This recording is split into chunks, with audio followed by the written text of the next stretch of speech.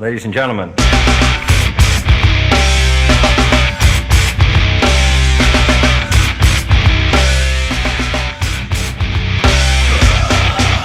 right, what's up, guys? We're here with Jackson from Head PE. How's it going? Very well. How about yourself? I'm doing good. So I decided to interview today because there's a whole backstory about you that we don't really know about you joining Head PE. So I'd like to get that information out of you, if that's cool. That sounds swell. All right, so let's go back to we'll start from the beginning, back to like 97-ish. Head PE's, just getting going. First CD released, does good, touring with Incubus and other bands and such. 2 guitar players, Wes and Chad. CD does good, so they go in and record Broke. CD does very well. Still the same members. Then, 2004 maybe? Blackout comes out? I don't know. Maybe 2003, 2000. I think it was actually maybe in 2002. 2002. Blackout comes out. What? Oh, 2003. Okay. So this is where it gets a little confusing for me here. So Chad records the album, leaves the band to pursue other things. Sonny comes in, tours for Blackout. Then after that tour, Wes leaves, Sonny leaves, original drummer BC leaves. Jive drops the band, I'm assuming. And then that's where it gets confusing for me. So how do you fit into that picture? How do you come into play? Were you a fan of the band back in 97? Oh, absolutely. I had known the name Head PE through just my small circle of friends. But that was, at that point, I think they were still called Head. They hadn't quite added the PE yet. And so I knew the name, but I wasn't really familiar with their music. And this must have been around maybe 96, something like that, around then. So during then, what were you doing? I was actually, during that time, I was still in high school. I was, still messing around with my friends and bands and stuff like that, and still just trying to figure out how to even make this thing work called music, And I remember when I had first seen Head PE, it was actually me and a really good friend of mine went to go see Motley Crue, and they played a show in San Bernardino, California, at a place called the New Orange Pavilion, which is a converted hangar, basically. And we had gotten there a little early, and the band Head PE was playing. And this was 97. I'm not sure if I already said that, but yeah, 97. And they had the original lineup, and these guys were they were tearing up the stage. It was great. They looked great. They sounded great. It was, it was just an experience, But it's tough to tell from my perspective in the audience whether or not they were getting the reaction from the audience they deserved. As a lot of these people that were showing up to the Motley Crue concert, obviously they're there for Motley Crue, and it's just they have their own certain demographic or whatever. But I thought they sounded great, and we were pretty impressed. And so a few years went by, and I didn't really follow up on it. I just knew that I'd seen this band that was really good, and then they did come out with Broke, and then Bartender was on the radio, and I remember hearing Bartender on the radio and liking the song, digging the song, and then just slowly but surely ended up getting into different networks with different bands and jamming with different bands, and ended up jamming with one guy named Danny, who was he was a drummer. He was trying to put together a band. He actually had a local band called Rooster, based out of Southern California, and they had played shows with Head PE. And Danny had actually become good friends with the band members, but more specifically BC, original drummer. And it was through Danny and jamming with Danny that I ended up actually meeting a lot of the guys from Head PE. And they were actually, at one point, they were working on the pre-production for Blackout. And they had used the rehearsal studio space at the same rehearsal studio we were at to do a lot of that pre-production. And that's actually where I met Mark. Mark and Machine, I believe, were actually in that room working on just all their stuff, the music and stuff like that. And so I'd met Mark there, I'd met Jared there.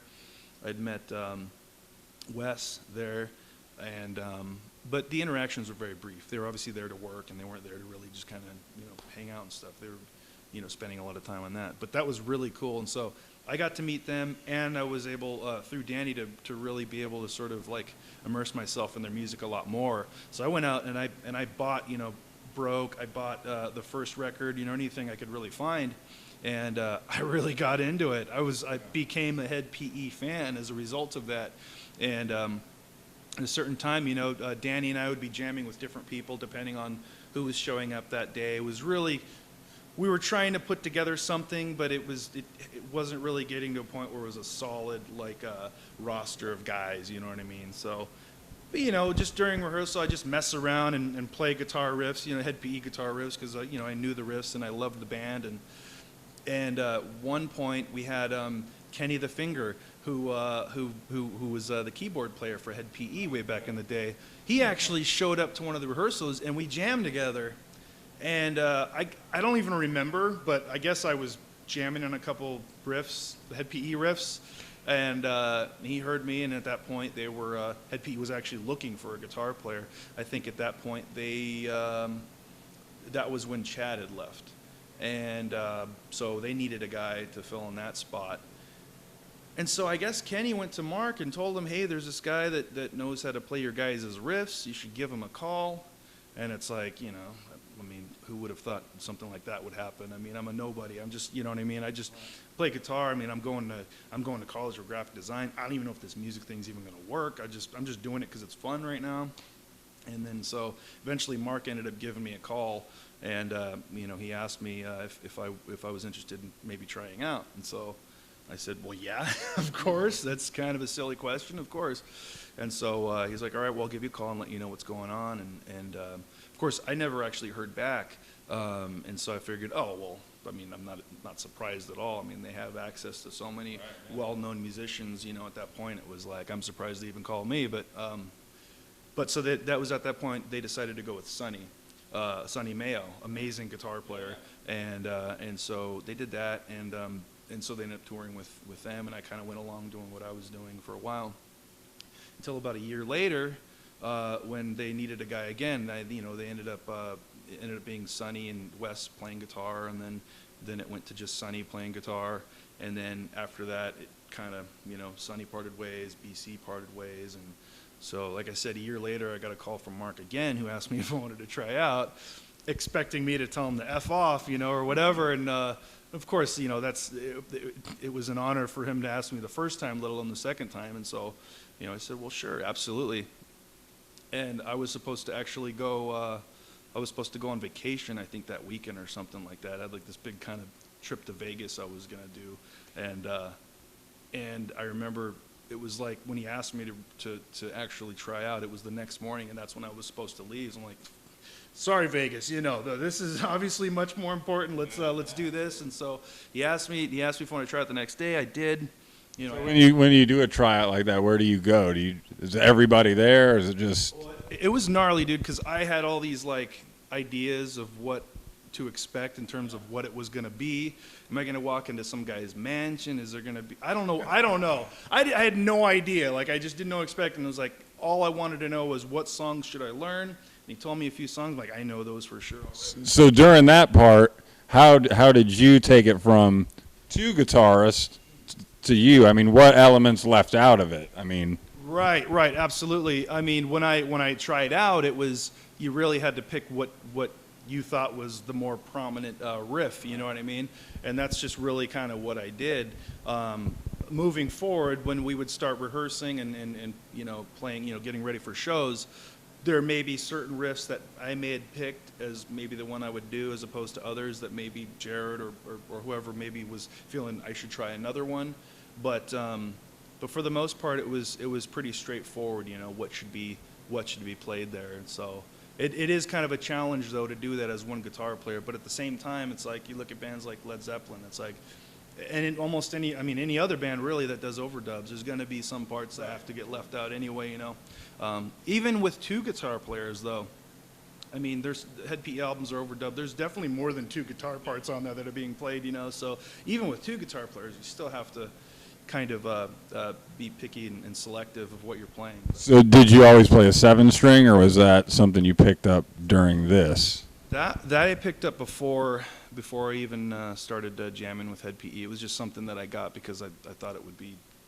It was just I'd never played one before. I ended up just buying it because I really wanted one, and I didn't know I was gonna end up using it in Hed PE or anything like that. But it worked out perfect because the Hed PE guys, they had the standard B tuning, and so it was really easier for me to just use that tuning.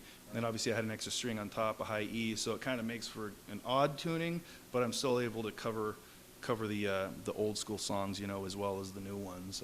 So you go try out, you show up at. Right. So the next morning, I drive over to Jared's apartment in Huntington Beach, California, and Jared's there and Mark's there, and I just remember getting there, and then Jared just kind of coming down the stairs, going, "Jackson, what's up, bro?" And I was like, "What's up? How you doing? I met you before. What's going on? Hey." And so, I could totally see him doing that too. oh, yeah, it was cool. It was crazy though because he had an injury that he was still recovering from at a show, and he'd torn his ACL, I believe, and he was in severe pain. And I think he still had the brace at that time that I'd showed up, and so you could tell he was moving a little bit slower than normal or whatever. But came downstairs, sat down. He had like a little Fender Twin Reverb just kind of set up and just threw some distortion on there, and I just plugged in and just started playing, really just going on different stuff. And I didn't really know. It wasn't really obvious to me whether they were liking what they heard or not, because I didn't know what to expect, whether they're going to be like, "Oh yeah, that's great," or just, it was just got a, poker face type thing. I didn't know. And so I just started jamming on stuff, and man, I remember at one point I stopped playing in the middle of it and just going, "Sorry guys, see this? I'm nervous as hell right now. This is not how I normally am, so I'm sorry if this affects the playing, but there it is." And so, just started playing the riffs, and it was really short and brief and very informal, and unplugged and just took off. I said, "Thank you guys," and then I was walking out with Mark, and he's like, "All right, man, see you in the studio." I'm like, "Okay." I guess they liked it. All right, we'll see. All right. And so I ended up going to Vegas anyway after that trip, just kind of wondering the whole time, like, did it go well? I don't really know. And I actually, like, in the back of my head, I kind of figured it probably didn't. I just assumed that, yeah, it probably. So what did you rehearse? I mean, was it just you and Mark playing? It was actually just me. I was in Jared's apartment, so there was nothing really set up there. Like the judges. Yeah, just sitting there, and we were just in the living room, and I'm hoping that. I don't know. I'm hoping that what I'm doing is good enough, but yeah, it was very informal. But we still needed to try out a drummer too, because BC was no longer with them, and so we ended up going to a rehearsal studio. I don't know how much later, maybe a week later or something like that, and so I brought my gear, and we had this other drummer show up, and so it was a sort of thing of like, we had to figure out how both of these guys were going to fit in this whole group type deal. And it was really odd because it was kind of like a dual rehearsal, I felt like. Even though I had played those songs in Jared's apartment, there was still a lot of work to be done, you know what I mean? It's plenty of opportunities to fuck up from that point forward, you know what I mean? In between Jared's apartment and going on stage, so I was still kind of nervous. But we ended up jamming together as a band, and I just remember that. It was just so weird because I'm looking around, and there's Mark, there's Jared, and I was like, this is actually happening right now? What the hell is this? How did I get here? It was just such a freakish turn of events in my life. I'll never forget it, though. Who was the drummer then? Was that Moke? No, Moke didn't show up until later on. We actually, at that point, had a German kid by the name of Chris, and he had done some stuff with other bands. I think he said he'd played for Madball and a few other bands or whatever. And I don't know exactly how he came into the picture. Obviously, that had been worked out prior to me joining. That was in Jared's loop and all that. So we jammed with him, and I think we played 1 or 2 shows with him even. And that was about it. And then later on, we ended up getting Moke. So you're in the band. You go to the studio to record Only in America, your first album you were on. What was that process like? Oh, it was absolutely. I mean, were all the songs written and you just recorded the guitars, or? Oh, right. Well, yeah. The thing is, we had this sort of weird thing. It was like we were trying to do shows. They needed a guy to play these live shows, but they also needed to put out a record. Jared had, I want to say he had like 12 songs written or something. He gave me a demo of songs that he actually had been writing for months and months and months, maybe even years. And so he had that ready. He didn't know at that point when I joined, though, if he wanted to continue on with Head PE, with the Head PE name, or do a side project. Right, but he wanted to use that material for sure. And so obviously he decided to move on with the name Head PE. And along with being a live guy, I wanted to let him know that I've got demos, I've got music and stuff like that. And I just kind of started submitting music to him and just different things. And I remember the first time I gave him a CD, and I was just so nervous. I didn't know what kind of reaction I was going to get, whatever, But yeah, he liked some of the stuff he heard, and we ended up just kind of going forward. So some of that material worked its way into the material that was already written, and he would, I remember he would send us different versions of his vocals over my music, and I'm just like, what? It was just another moment of like, what the hell? This is just so surreal. And so yeah, that was pretty cool. And so moving forward, recording the guitars was pretty interesting. We would go and we would do them at Jared's house, his apartment. And we would, for some of the parts, we would go to Mark's house. He had like a little like a shed on the side of his house where he had his computer set up, and we would record some of the guitars there. And they were all done. I'm pretty sure, for the most part, they were all done using like a Line 6 pod, just like plugged straight in. So the guitars kind of have a thinner sound than they normally would if you were like in a big studio and had the mic cabs and stuff like that. So yeah, that was pretty much the process there. And I would go in and even for some of the songs that Jared already had guitar on, he would ask me to do certain overdubs here, solos here, just different stuff. You know what I mean? What was the first song you actually wrote for the band? What song comes to mind? Oh, I gave him a CD. I'm pretty sure it had what became the song "Represent," and then "The Truth," and then there was also one. There was also, it also had the riff that you hear at the intro, the digga digga digga digga digga. Like there was that. I was on there.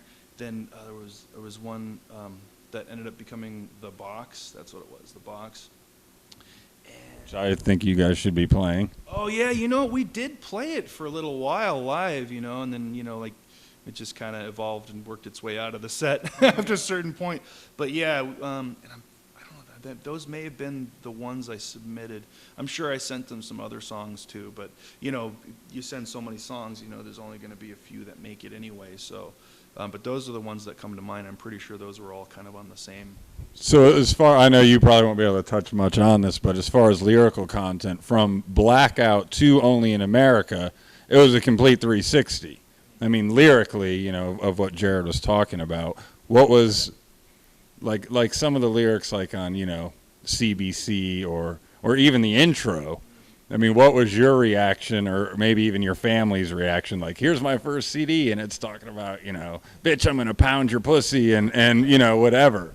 Right. That was, it wasn't really something that I expected to really have to preface, I guess you could say, or warn, family members about before showing them music. But that was one of the deals. But once I finally understood what the motivation was behind the lyrics on that record, I totally understood. Because Jared and I bonded over like guys like Howard Stern and Tom Likas and guys like that were really sort of pushing the envelope in terms of censorship, And censorship is obviously a very interesting subject anyway. So once I figured, this is kind of what was going on in the major label days, a lot of them were coming down on them and saying, hey, you can't say this, you can't say that. And so it was realizing that it seemed like a pretty natural sort of like reaction or backlash to like, hey, don't tell me what I can and can't say. And that's what that record was about, really, was about saying, look, this is my reaction to what you guys, you know what I mean, were trying to tell me I could and couldn't say. And guess what? I'm saying it now, so screw you. And so it was great. I think it was refreshing for him to be able to do that. And yeah, so, but yeah, in terms of showing it to family members, for sure, it was a bit, I had to warn them and say, okay, just so you guys know, you're about to, you're about to hear some things, and I'd have to tell them I didn't write the lyrics. Not that it matters. I mean, if they're hearing it, they're hearing it. They're either going to be offended or they're not. But you know, people in my family, I mean, they're super cool about stuff like that. They don't, you know, no one's really super conservative or anything like that. Even the conservative family members are like, it's lyrics, I mean. As long as they support you, that's all that really matters. Yeah, absolutely, absolutely. So it was never really a big deal. It was more just kind of tongue-in-cheek, like, hey, guys, prepare yourself. So Only in America's out. You guys tour on that for, what, a couple of years probably, I think. Yeah, I'm pretty sure, well, I want to say it was 04, 05, something like that. We had toured on that, and we did a tour in Europe as well for that one. And yeah, it was. And then was Insomnia? Or Back to Basics? Back to Basics. New drummer on that one as well. Right. Well, we actually had Moke play drums on Only in America, and he was on Back to Basics as well. Right. So we ended up using him. He was on the next one. Yeah, exactly. He did that one, and then so we had Moke for a while, and then we kind of just parted ways, and we're still friends. We still keep in contact and stuff. And so There's a whole drummer issue with the band, but seems like Trauma's not going anywhere now, so that's good. Right, the whole drummer thing, it seemed to kind of be like a revolving door there for a while. It was pretty intense, because you go on tour with somebody, get to know them, and then before you know it, it's like they're gone. You're like, oh, okay, now what? Because I mean, even one guy can completely change the atmosphere, of the band. You know what I mean? Especially when you're living together, everybody brings their own energy, and everybody did, So Especially with as much tour as you guys do. yeah, absolutely, absolutely. So, but yeah, that was a good time. And then so Devin did that. Devin is a great dude. In fact, I actually hung out with him recently, and he's keeping busy with all sorts of music and all sorts of other things as well. So, and he looks back on the experience with Head PE with just the highest regards. You know what I mean? He doesn't regret a thing. You know what I mean? Favorite song off Back to Basics? Ooh, that's a good question. It's really tough to say. Man, you know what? I'd probably have to go back there and look at the track listing really to I really dug that song. It didn't really get very much mentioned, but there was a song called White Collars that I really enjoyed playing. It was really fun playing that riff. I really dug that. NOC was an obvious one for me because it came from this demo that just had all these parts in it, and like it didn't really necessarily. I didn't really mean it to be like a Head PE song, but I still sent it to Jared anyway. And I remember him calling me up and saying, "So yeah, I don't know what band you think this might work for, but and he was commenting on the fact that it had this thing, it had 27 different parts in it. It was like a total just. I think what happened was I with the whole Represent thing, there were a lot of different parts in Represent, and so I kind of went even further with that idea. Just I don't know. So we had to cut out a lot of parts and make it what it is now, which is great. It was just funny though. When I talked to Jared about that, but yeah, that's probably one of my favorites, along with White Collars though. But they're all great though. I love them all. Yeah, that's a great album. You guys Sophia was on that one too, I believe. Sophia as well. That's a good one too, and we've been playing that one live for a long time. Haven't played it, I don't think, in past few tours, but yeah, we'd been playing that quite a bit. So then, what was after that? NWO. So yeah, after that we did the Insomnia, and then after Insomnia we did the NWO. New drummer again. Right, right, exactly. Let's see, I'm trying to think. So NWO was actually with Tiny, and that was a really interesting record too. That was really fun to write for, and it was really fun to record and tour for. And that's really when we started seeing some notoriety, sort of, the sort of presence. I don't know what you want to call it, but our I guess the Renegade helped that. Right, exactly. I guess the profile, raising of the profile. That's what I'm trying to say. We actually didn't even shoot Renegade first. We actually shot another song called Ordo Ab Ko, and that was the one we shot a video first, and we were just like, okay, we're gonna do that, and and I really dug that song too. But it turns out Renegade ended up taking off, you know, and so we pursued that one as the main one and shot a video for that one. But that whole experience was great, you know. We started seeing bigger shows, getting bigger tours, and it was things were kind of moving up there for us. What was the idea behind the 3 different albums? I think, you know, that a lot of that stuff, those were decisions that were made kind of by management and stuff at the label, and that was, you know, we had Kevin Zinger working with us and, you know, making a lot of those decisions. So, but it was a good idea though too, you know, because obviously it didn't hurt record sales, you know what I mean? You put something a little bit different on each one, you know, change the cover a little bit, and people were more prone to buying all 3. So that was a pretty good marketing move for sure. Absolutely. So then we come to Truth Rising, right? Which is my favorite guitar-wise album. I think you really shined on that album.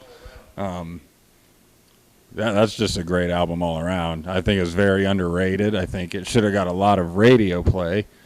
What's your favorite track off that one? Oh, wow. You know, I'd probably have to say This Fire, because that song was just, I don't know, it just turned out so well from beginning to end.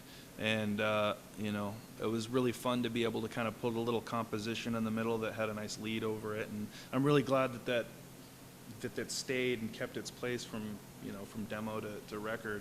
And it was fun to play live. And this is also where Trauma comes in, too. So how did he get involved? Exactly. Well, Trauma came in. We were looking for, around the time that we were going to shoot the Renegade video, shortly before that, we got the notice from Tiny that he was no longer going to be drumming for us. And we had a very short window of time between getting the news and jumping on and doing some shows at the Cottonmouth Kings, so we were really put in a weird spot. I mean, obviously, you can always cancel stuff if you want to, but we didn't want to do that. You know, we wanted to get somebody at least for these shows, and so we did a couple days of drum auditions, and we narrowed it down to a couple guys. It was Trauma, and then one other guy that was really super cool dude, and the other guy was actually in the video, in the Renegade video, and then we rehearsed with them again, and I don't know that we were, with the material we played with them that second day, which we didn't really cover in the first day, we were kind of missing a few things from what we wanted, you know, and so we were at the point where we're like, maybe we need to keep doing auditions, we don't know, and actually ended up working out. Trauma came out, and we you know, we decided that we wanted to use him for the shows, you know, and so it worked out like that, and he's been in the band ever since. I mean, I remember when we first first show ever did, it was in Bakersfield, California, with the Cottonmouth Kings, and the tour manager at the time, his name is BJ, was actually friends. Should we cut this? No, just keep it rolling. Keep it rolling. Okay, I'll go. Someone's interrupting our interview.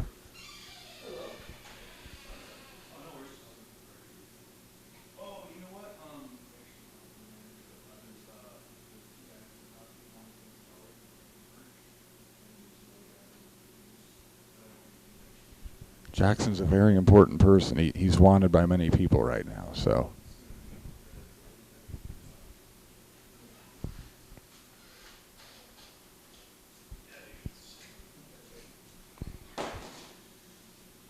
Somebody looking for the tour manager, I had to explain that we do not have one.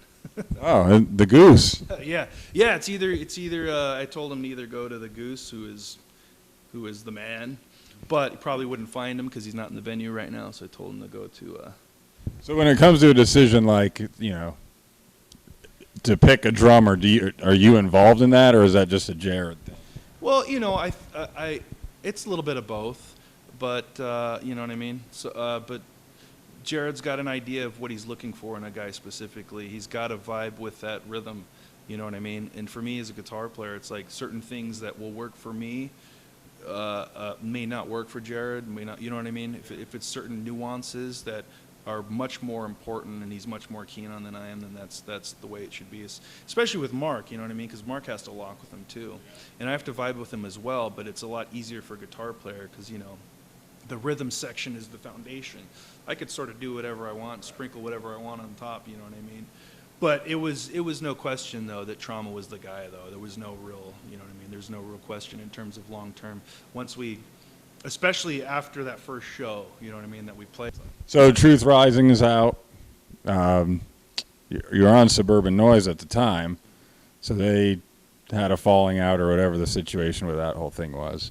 So then, I mean, you guys were just touring like crazy, had an album done or halfway done, which wasn't Evolution, but it was other material, right? Yeah, there was a great deal of material. I know Jared had submitted a demo to us in, I want to say it was 2012, something like that.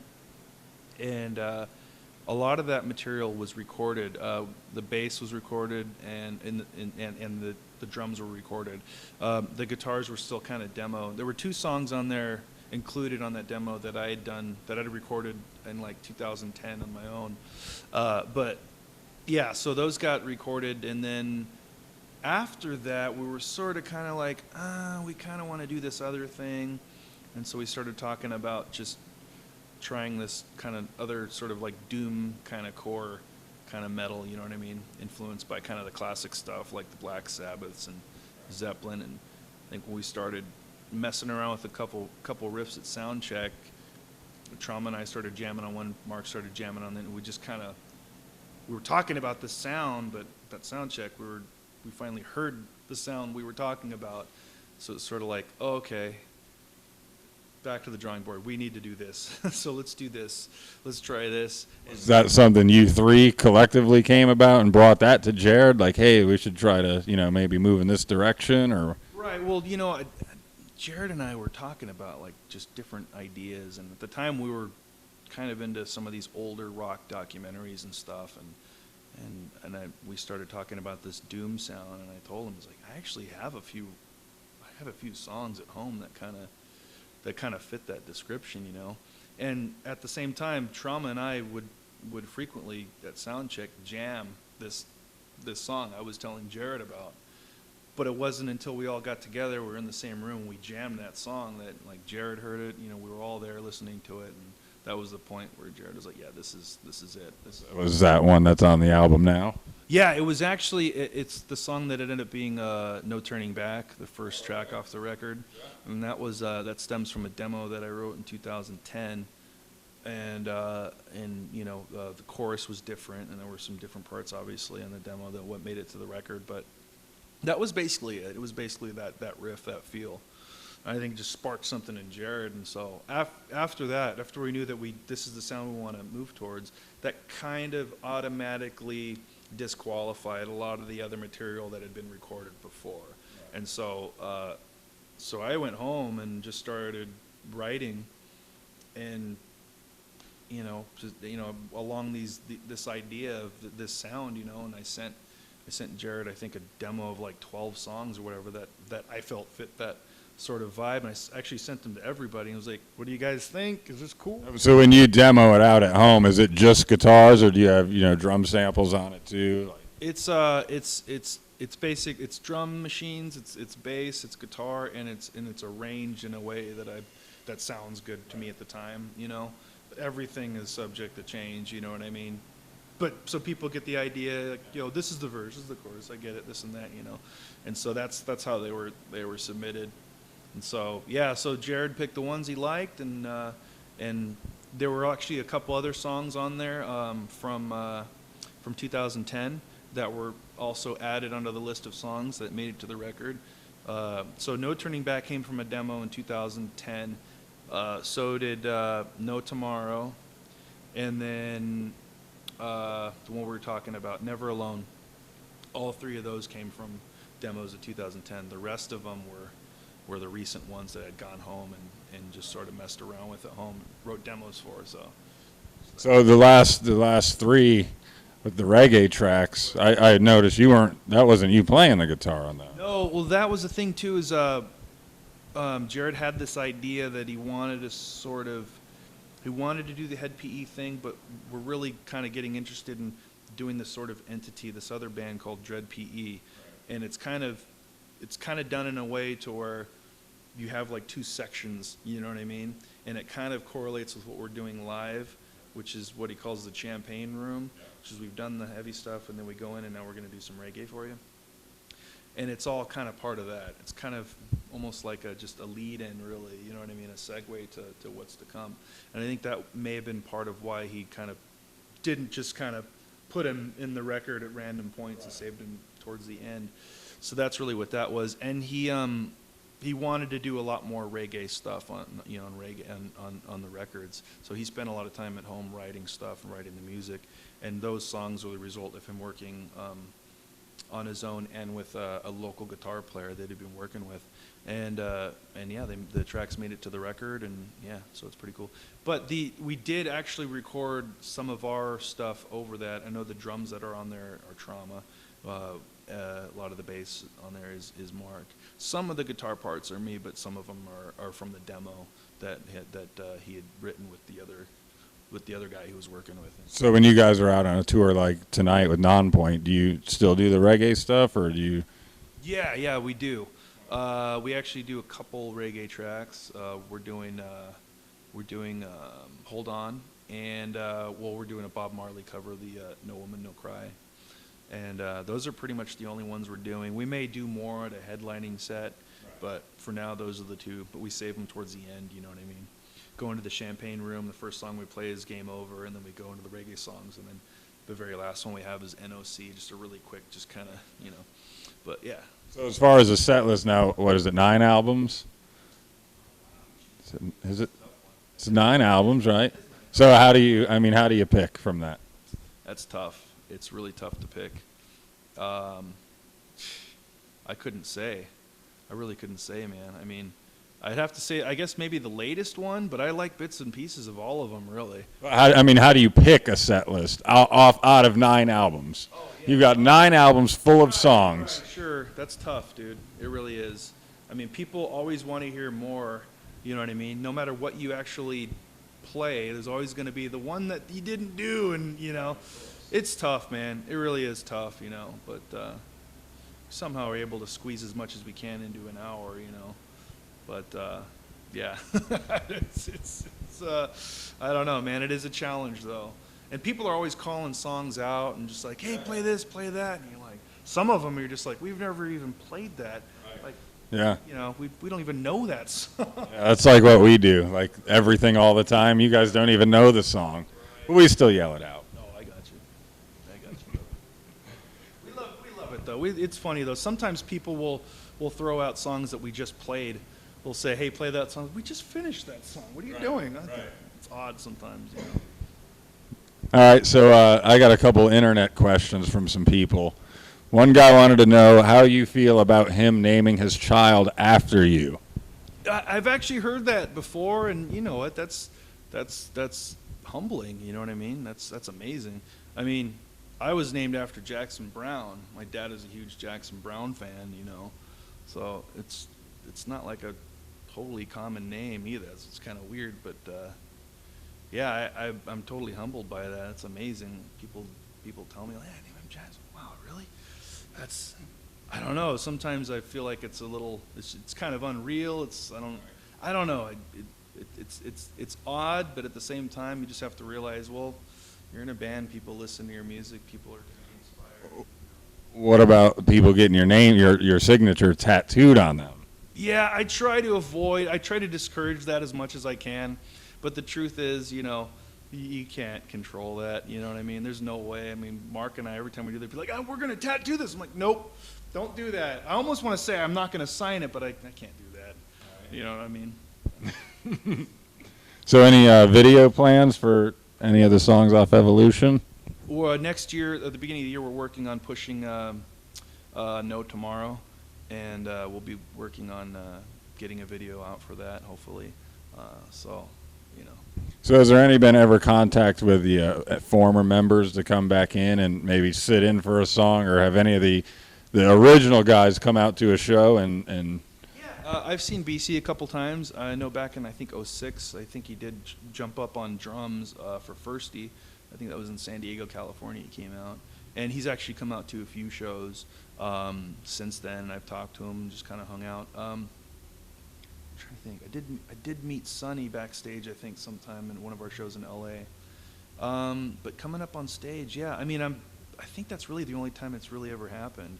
I'm never opposed to it for sure. That would be awesome. I mean, I would be honored for sure for that to happen. I did actually get a chance to hang out with Wes when he was playing with Korn. He came through Portland, Oregon a few years back, and a friend of mine was tour managing another band there, and got me into the show. And Wes came out. I was like, "What's up?" Hung out with him for a little bit, and he let me watch the show from the side stage, the Korn show. It was freaking amazing.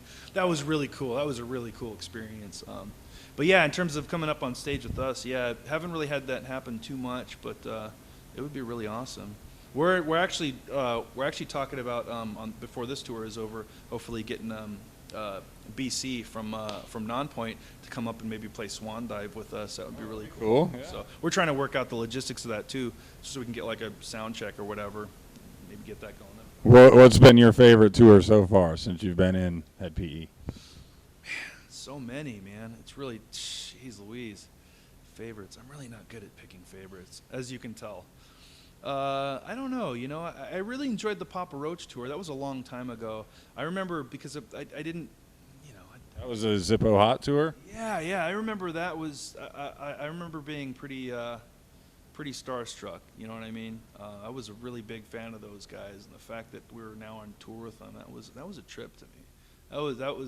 That was surreal for sure. The Tech 9 ones were cool. Yeah, those were huge. I mean, those were huge, and I think it was only different for me personally because they were fun. I had a blast on those tours too, but I think it was a little bit different because I wasn't as familiar with Tech 9's music, you know, as I was with the Papa Roach music before jumping on. It wasn't until I started touring with Tech 9 I became a Tech 9 fan, and now I'm a total fan. So it's like that was a really good tour though. We really had a good time in that one. If you could pick one band to tour with, who would it be? Still touring band. Alice in Chains. Sorry, that's the default answer. Yeah. That's my go-to. Yeah, it would be. I mean, I don't know if that tour would actually like work out in terms of genres and stuff because there's. I mean, you toured with Tech 9.